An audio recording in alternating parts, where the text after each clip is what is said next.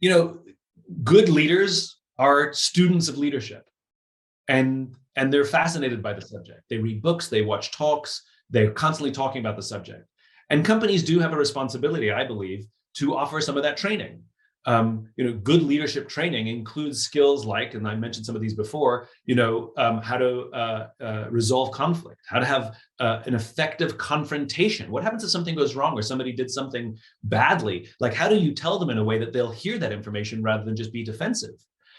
How to have an effective confrontation, how to have a difficult conversation, how to listen, active listening, where you listen for meaning rather than listening for words. These are learnable, teachable skills. And yes, whatever training department or HR facility you have should provide that training as you make your way through the formal rank structure, so that you are equipped for the new job you have, just like we would if you were in a technical job.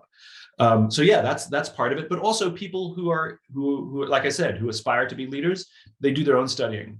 One of the things that I've seen very successful in many companies, and it's very inexpensive, in fact, it's very close to free, is a book club, where somebody says, I want to be a better leader. They choose to read a particular book.